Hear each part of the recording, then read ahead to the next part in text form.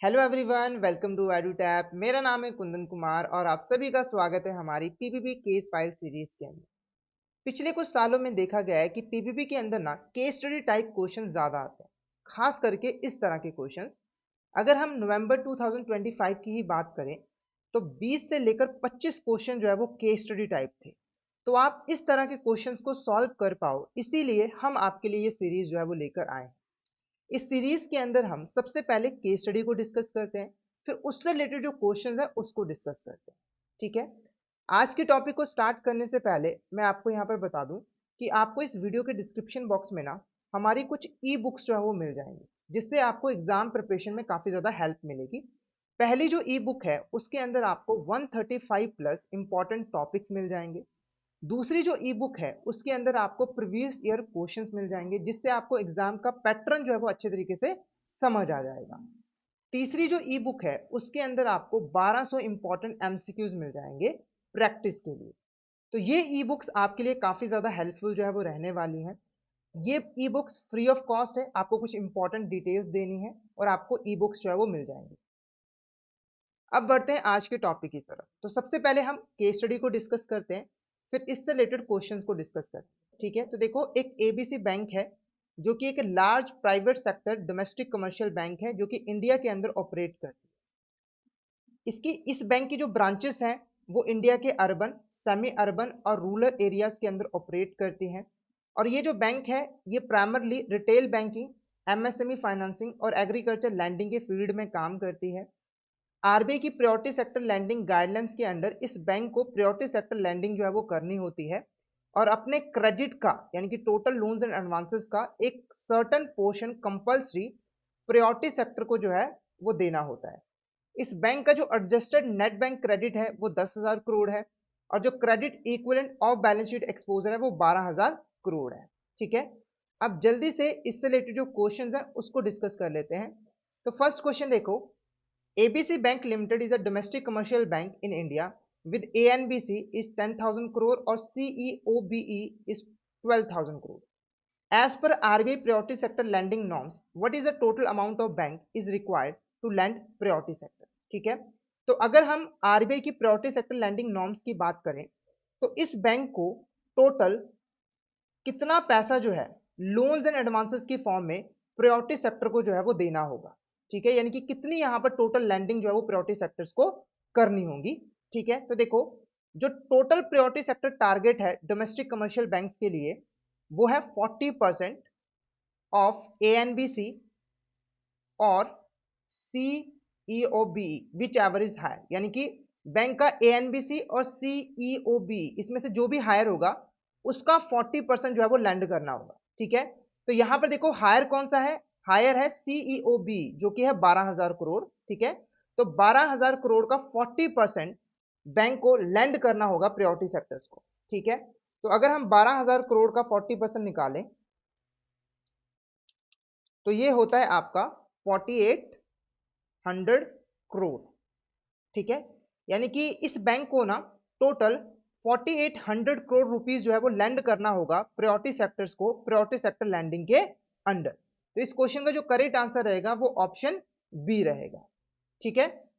तो domestic commercial banks और आपकी जो फॉरेन बैंक्स है जिसकी 20 या 20 से ज्यादा ब्रांचेस हैं, तो उनके लिए जो प्रायोरिटी सेक्टर लैंडिंग टारगेट है वो सेम है 40% ऑफ एएनबीसी और CEOB which ever is higher. हालांकि डोमेस्टिक कमर्शियल बैंक के अंदर रीजन रूरल बैंक और स्मॉल फाइनेंस बैंक जो है वो नहीं आती है, क्योंकि इनके लिए जो टारगेट रखा गया है वो 75% का है। ठीक है। नेक्स्ट क्वेश्चन की बात करते हैं। During the financial year bank reported the following agriculture lending. जो टोटल एग्रीकल्चर लैंडिंग की गई है वो 2000 करोड़ की है। जो लैंडिंग की गई है नॉन कॉर्पोरेट फार्मर्स को वो 1500 करोड़ की है।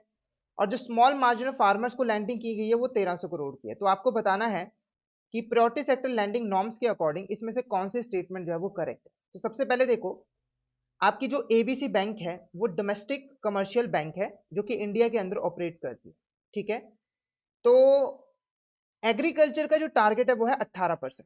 बैंक का एएनबीसी और सीईओबीई विच एवर इज हायर का 18% जाएगा टोटल एग्रीकल्चर सेक्टर को। ठीक है। तो आपको चेक करना है कि ये जो 2000 करोड़ है ये 12,000 करोड़ का 18% है या फिर नहीं। 12,000 करोड़ है, उसका 18% अगर आप निकालो तो वो बनता है 2160 करोड़।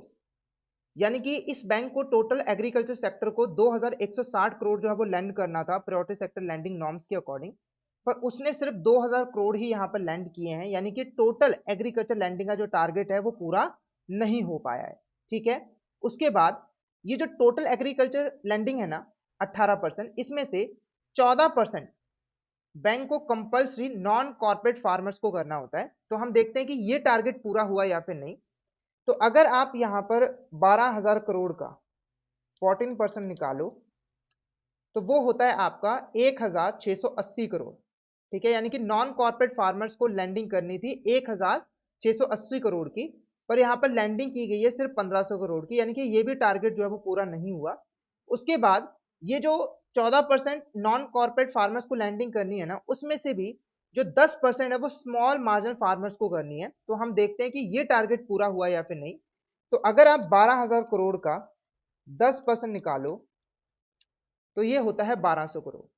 ठीक है, यानी कि इस बैंक को स्मॉल मार्जिनल फार्मर को 1200 करोड़ जो है वो लैंड करने थे, और इस बैंक ने 1300 करोड़ यहाँ पे जो है वो लैंड किया है। यानी कि ये टारगेट जो है वो पूरा हो चुका है। ठीक है, अब आपको बताना है कि कौन सी स्टेटमेंट यहाँ पर करेक्ट हुई है। तो देखो, पहला स्टेटमेंट कह रहा है bank has achieve the overall agriculture target, तो ये गलत है। ये वाला टारगेट जो है वो अचीव नहीं हो पाया था, शॉर्टफॉल था। Bank has achieve the non corporate farmer target only, ये भी गलत है, क्योंकि ये नॉन कॉर्पोरेट फार्मर का जो टारगेट था बैंक ने वो भी अचीव नहीं किया।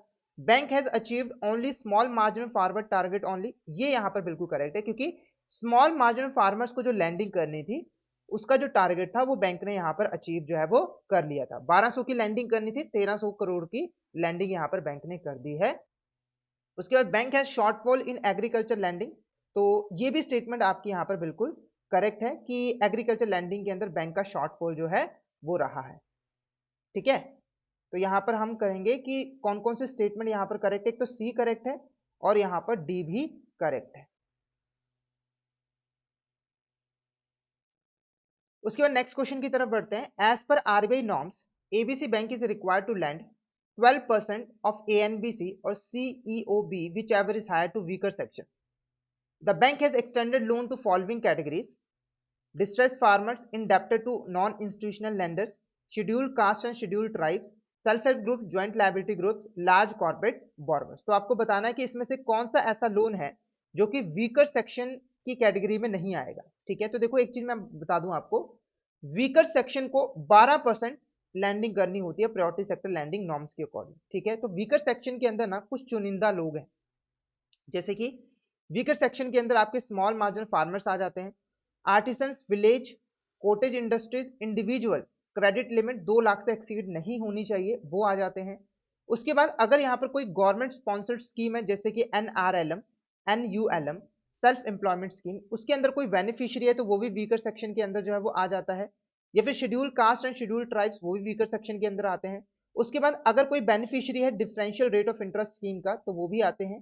Self help group, joint liability group. उसके बाद अगर कोई इंडिविजुअल या फिर इंडिविजुअल मेंबर है सेल्फ हेल्प ग्रुप का या ज्वाइंट लायबिलिटी ग्रुप का और वो माइक्रो फाइनेंस लोन डायरेक्शन के क्राइटेरिया को सेटिस्फाई करते हैं तो वो भी वीकर सेक्शन की कैटेगरी में आते हैं।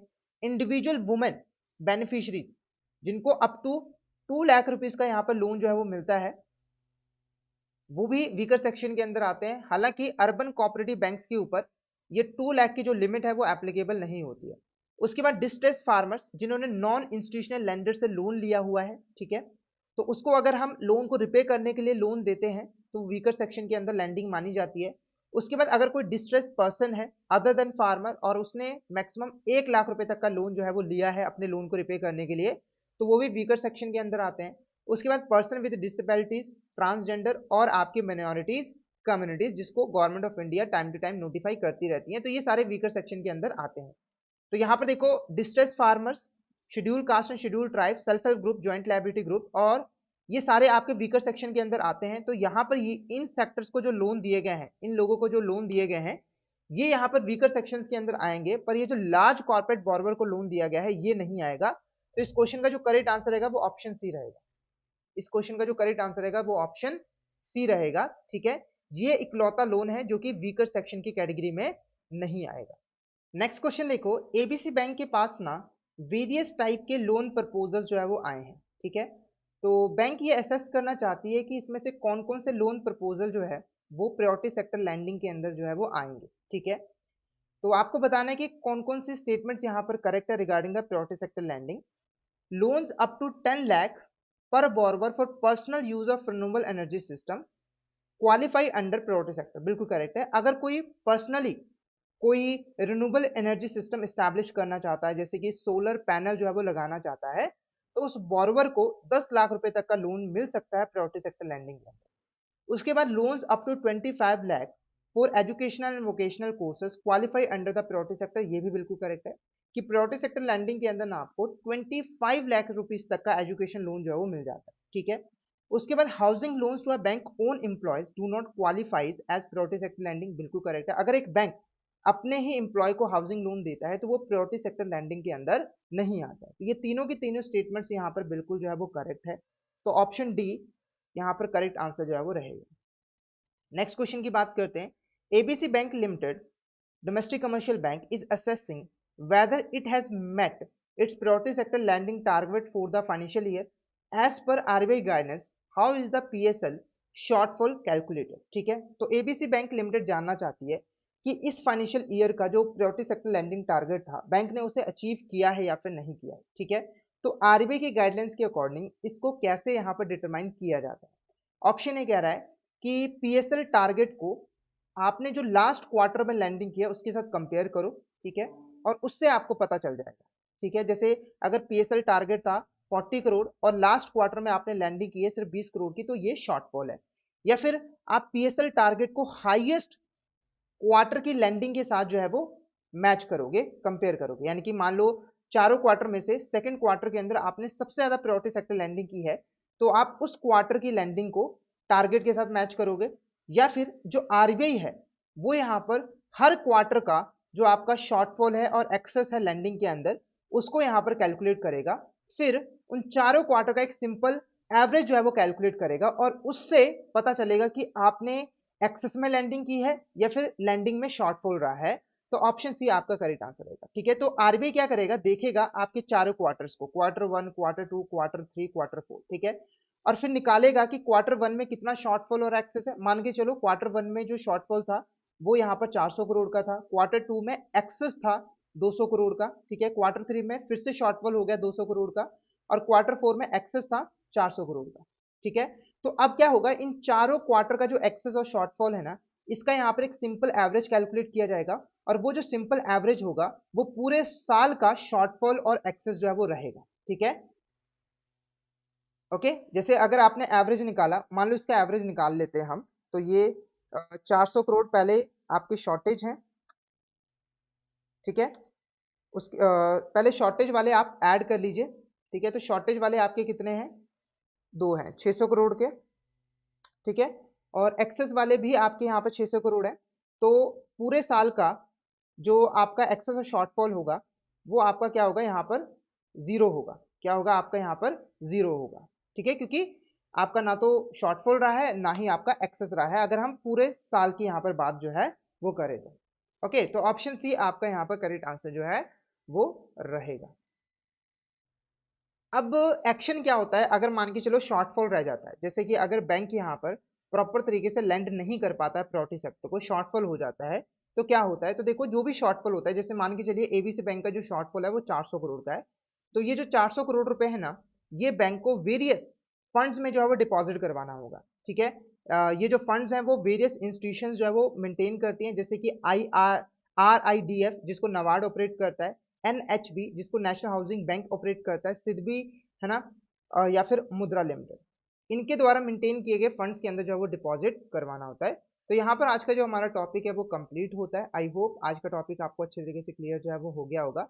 अगर आपको इस लेक्चर के रिगार्डिंग कोई भी फीडबैक प्रोवाइड करना है तो ये आपका व्हाट्सअप नंबर है, इससे आप हमें कॉन्टैक्ट कर सकते हो, और ये ईमेल आईडी है जहाँ पर आप हमें फीडबैक जो है वो प्रोवाइड कर सकते हो, ठीक है। अगर आप जीआईबी एग्जाम की प्रिपरेशन अच्छे तरीके से करना चाहते हो तो आप हमारे कोर्सेज में एनरोल कर लीजिए। इसके लिए आपको हमारी वेबसाइट के ऊपर जो है वो जाना है। वेबसाइट के ऊपर कोर्सेज सेक्शन के अंदर आपको जीआईबी कोर्सेज के ऊपर क्लिक करना है और यहाँ पर आपको जीआईबी के सारे कोर्सेज जो है वो देखने को मिल जाएंगे। जैसे कि अभी आप हमारे यहाँ पर लाइव क्रैश कोर्स 5 को जो है वो ज्वाइन कर सकते हो, जहाँ पर आपको 60 क्लासेस के थ्रू जीआईबी के चारों पेपर्स के इंपॉर्टेंट टॉपिक्स और चैप्टर्स कवर करवाए जाते हैं। लाइव क्लासेस के साथ साथ आपको concept notes, solved previous year questions, chapter wise mock test और फुल लेंथ मॉक टेस्ट भी मिल जाते हैं। अगर आपकी प्रिपरेशन हो चुकी है और आप प्रैक्टिस करना चाहते हो, तो आप हमारे टेस्ट सीरीज को जो है वो एनरोल कर सकते हो, जहाँ पर आपको solved previous year questions, full length mock test, chapter wise mock test जो है वो मिल जाते हैं। और अगर आपके पास बहुत ही कम टाइम बचा है, अभी तक आपने प्रिपरेशन जो है वो स्टार्ट नहीं की है, तो आप हमारे सुपर क्रैश कोर्स को यहाँ पर ज्वाइन कर लीजिए, जहाँ पर आपको 24 क्लासेस के अंदर पूरे जीआईबी एग्जाम की प्रिपरेशन जो है वो करवाई जाती है। हर सब्जेक्ट के लिए 6 क्लासेस आपको मिल जाती है। लाइव क्लासेस के साथ साथ आपको concept notes, solved previous year questions, chapter wise mock test और फुल लेंथ मॉक टेस्ट भी मिल जाता है। ठीक है, कोर्स की जो वैलिडिटी है और प्राइजेस हैं वो आपको स्क्रीन के ऊपर जो है वो दिख रहे हैं। ठीक है, अभी हमारे कोर्सेज के ऊपर 80% ऑफ भी चल रहा है, जिसके लिए आपको कोड यूज करना है MAHA80। तो जल्दी से हमारे कोर्स में एनरोल कर लीजिए। अगर आप किसी इंडिविजुअल कोर्स की इंडिविजुअल सब्जेक्ट की प्रिपरेशन करना चाहते हो, जैसे कि आप यहाँ पर Indian economy, Indian financial system की प्रिपरेशन करना चाहते हो या फिर पीपीपी की प्रिपरेशन करना चाहते हो, तो इंडिविजुअल सब्जेक्ट के लिए भी आपके पास मास्टर कोर्स जो है वो अवेलेबल है। ठीक है, आप हमारे मास्टर कोर्स में जो है वो एनरोल कर सकते हो। यहाँ पर आपको concept classes, live classes, concept notes, solved previous year question, chapter wise mock test और फुल लेंथ मॉक टेस्ट जो है वो मिल जाते हैं। ठीक है, और ये जो मास्टर कोर्स है ये आपको हर सब्जेक्ट के लिए जो है वो मिल जाएंगे। उसके बाद अगर आप ये जानना चाहते हो कि हमारी क्लासेस का लेवल क्या रहता है, किस तरह का कंटेंट पढ़ाया जाता है, क्वेश्चंस कैसे होते हैं, तो आप हमारे 3 आवर ट्रायल कोर्स को ज्वाइन कर लीजिए। ये सिर्फ आप ₹1 में ज्वाइन जो है वो कर पाओगे। इसके अंदर आपको कॉन्सेप्ट क्लासेस, कॉन्सेप्ट नोट्स और क्यूजेस वगैरह मिल जाएंगे, जिससे आपको एक आइडिया हो जाएगा कि हम किस तरह का कंटेंट जो है वो आपको पढ़ाते हैं, कैसे पढ़ाते हैं, जिससे आप ये डिसाइड कर पाओगे कि आपको हमारे कोर्सेज में एनरोल करना है या फिर नहीं करना। तो जल्दी से हमारे कोर्स में जो है वो एनरोल कर लीजिए। तो आज का जो सेशन है वो हम यहीं पे फिर एंड करते हैं। आई होप आज का सेशन आपको अच्छा लगा हो। सेशन अच्छा लगा हो तो सेशन को लाइक कर देना, शेयर कर देना और हमारे चैनल को सब्सक्राइब कर लेना। Thank you so much everyone.